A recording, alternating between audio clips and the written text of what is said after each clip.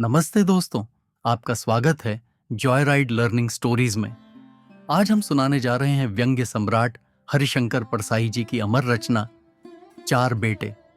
एक ऐसी कहानी जहां पिता तो स्वर्ग चला गया, पर उसके पीछे बेटों ने धरती पर ऐसा तमाशा खड़ा कर दिया कि स्वर्ग में भी बूढ़ू बेचैन हो उठे। चलिए कहानी शुरू करते हैं। बूढ़ू टस से मस नहीं हो रहे थे। बड़े बड़े देवता, ज्ञानी, आर्षि मुनि समझाकर हार गए, पर बूढ़ू कहते ही रहे, मैं उस कुल्लटा का मुंह नहीं देखूंगा। हर तीजा पर रतजगा करती थी, रोज पूजा पाठ करती थी, उपवास और व्रत करती थी और वरदान मांगती थी कि मुझे जन्म जन्म में यही पति मिले।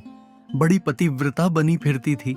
अब मेरी आंखें खुली, उसने मुझे जीवन भर धोखा दिया।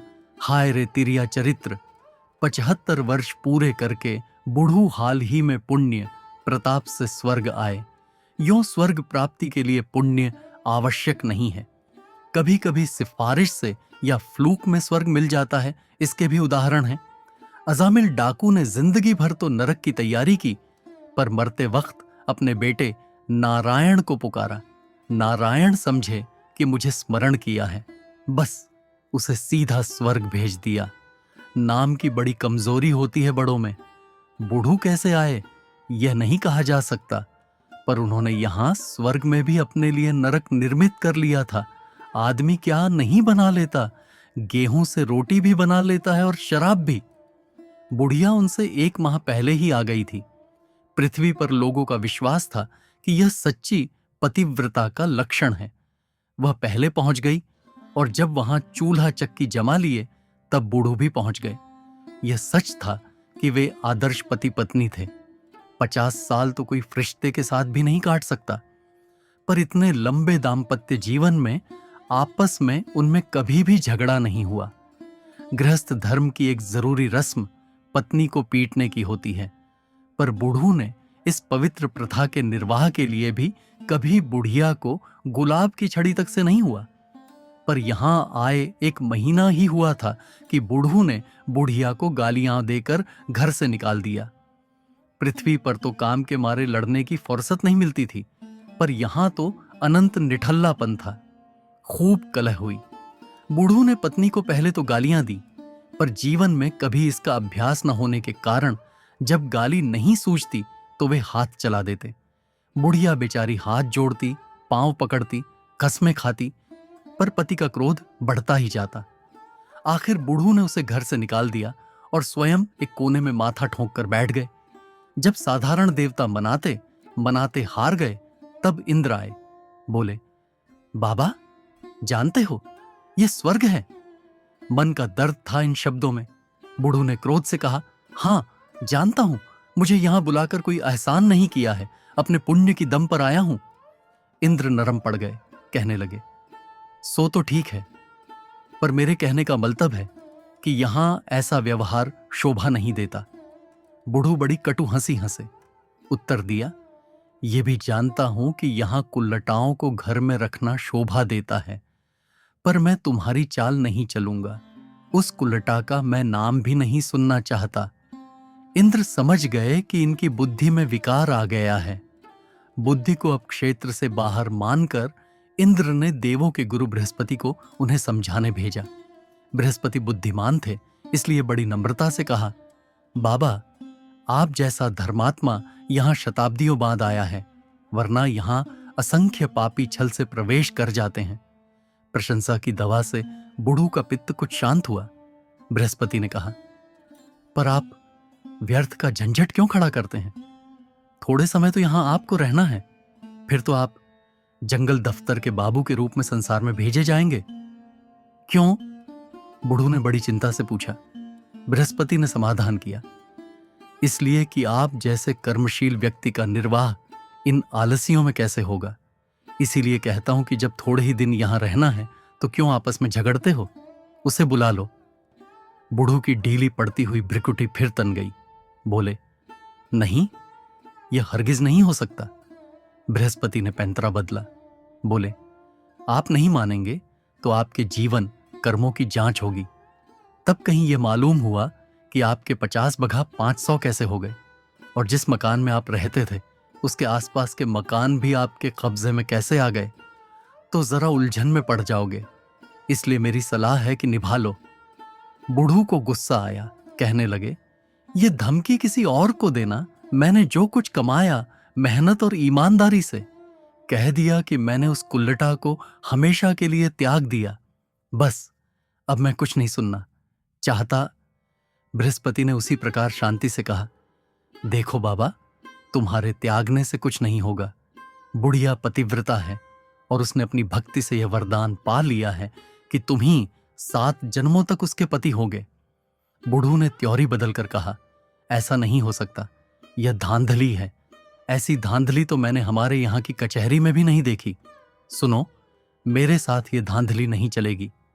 बृहस्पति ने फिर पैंतरा बदला, बात यह है कि तुम्हारे मन में संदेह समा गया है, पर संदेह की भी दवा है।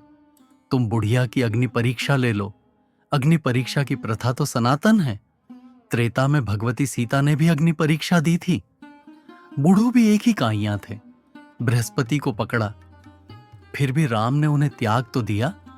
बृहस्पति ने समाधान किया, इसलिए थोड़े त्यागा कि उन्हें सीता पर विश्वास नहीं था, बल्कि इसलिए कि वे मर्यादा पुरुषोत्तम थे और उन्हें एक आदर्श उपस्थित करना था। पर आपके सामने तो आदर्श वगैरह की झंझट है ही नहीं। आप अग्नि परीक्षा लेकर उसे स्वीकार करो। बूढ़ू ने कहा, अग्नि परीक्षा में भी विश्वास नहीं है। जब लड़के ही कहते हैं तब बात झूठी नहीं हो सकती। बृहस्पति अब तनिक खींच उठे, बोले, क्या कहते हैं लड़के, और आपको यहां कौन बता जाता है? बूढ़ू ने कहा, क्या कहते हैं ये तो मुझसे नहीं कहा जाएगा। परसों मेरे गांव से रघुनाथ धोबी आया है, उसी ने मुझे बताया कि लड़के ऐसा कहते हैं। रघुनाथ धोबी तुरंत बुलाया गया। वह वही कपड़े पहने था जो बृहस्पति ने उसे धोने के लिए दिए थे, पर बृहस्पति बुद्धिमान थे, इसलिए देखकर भी चुप रहे। उससे पूछा, क्या नाम है तेरा? रघुनाथ मालिक। कब यहां आया? परसों मालिक, उसी दिन आपके कपड़े धोने को लाया था। सो तो दिख रहा है, क्यों रे तूने ये क्या आग लगा दी? धोबी कुछ बोलने वाला ही था कि बृहस्पति ने बूढ़ू से पूछा, बाबा तुम्हारा नाम क्या है? बूढ़ू ने कहा, जानकीनाथ। बृहस्पति चौंके, कोई पुरानी बात उन्हें स्मरण हो आई। बोले, सब उलझन तुम्हारे नाम ने खड़ी की है। त्रेता युग से धोबी इस नाम के पीछे पड़ा है। तुम धोबी की बात हरगिज न मानना। रघुनाथ ने कहा, महाराज मेरी तो जात ही बदनाम है। जब से मेरे उस पुरखे ने सीता माता को झूठा कलंक लगाया, तब से हमारा बड़ा निरादर हो रहा है। पर मैं क्या करूं, बिना बताए भी नहीं बनता। आप ही बताइए, आप अगर 40 साल तक बाबा के कपड़े धोते और यहां आने पर बाबा आपसे बेटों का समाचार पूछते, तो क्या आप न बताते? बृहस्पति को अपना इस प्रकार उदाहरण के लिए उपयोग अच्छा नहीं लगा, पर वे बुद्धिमान थे, इसलिए चुप रहे। कहा, तो तूने ऐसा क्या कह दिया इनसे? रघुनाथ ने बयान दिया, महाराज बाबा तो साक्षात देवता थे। सारा इलाका अभी तक इनके गुण गाता है। 4 बेटे हैं, जैसे पिता वैसे ही लड़के, राम, लक्ष्मण, भरत, शत्रुघ्न समझ लो। माता, पिता की बड़ी सेवा करने वाले। लोग कहते हैं कि श्रवण कुमार के बाद अब ये लड़के हुए हैं, और वह मां भी साक्षात लक्ष्मी। ऐसा अच्छा घराना कहीं नहीं था। जब बाबा यहां आए तो लड़के 3 दिन तक तो सुध-बुध भूले रहे, पर 5वें दिन बेटों में बहस छिड़ गई कि बाप का श्राद्ध कौन करे, यानी पैसा कौन लगाए।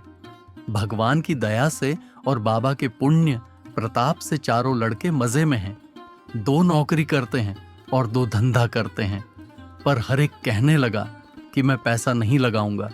तब किसी सयाने ने समझाया कि कोई एक पैसा लगाकर श्राद्ध कर दे और पीछे बाबा की जायदाद में से उतना ले ले। इस पर एक ने पैसा लगाया, श्राद्ध हुआ। अब वह बोला कि मेरे 10,000 लग गए। दूसरे कहने लगे कि मुश्किल से 2,000 लगे होंगे। फिर झगड़ा शुरू हो गया। तब 1-2 सयानों ने बीच में पड़कर 5,000 पर समझौता कराया। बाबा का श्राद्ध क्या हुआ, नीलाम हो गया। अब जायदाद का झगड़ा शुरू हुआ। चारों में खींचतान होने लगी। हर एक ज्यादा से ज्यादा हिस्सा हड़पने की कोशिश करने लगा। आहा, कैसा प्रेम था भाइयों में। पर अब आपस में दुश्मन हो गए। जिस दिन मैं आया उसके एक दिन पहले तो गजब ही हो गया। क्या हुआ महाराज कि 2 लड़कों ने कचहरी में अर्जी दी है कि बाबा के लड़के हम 2 ही हैं, इसलिए जायदाद हम में बंटनी चाहिए। कुल इतनी बात है। यही सब समाचार मैंने बताए इन्हें। पर बाबा अब उस बेचारी साध्वी बुढ़िया से पूछते हैं कि बता बाकी 2 लड़के किसके हैं। अगर आपको ये कहानी पसंद आई हो तो वीडियो को लाइक करें और चैनल को सब्सक्राइब करना ना भूलें। धन्यवाद।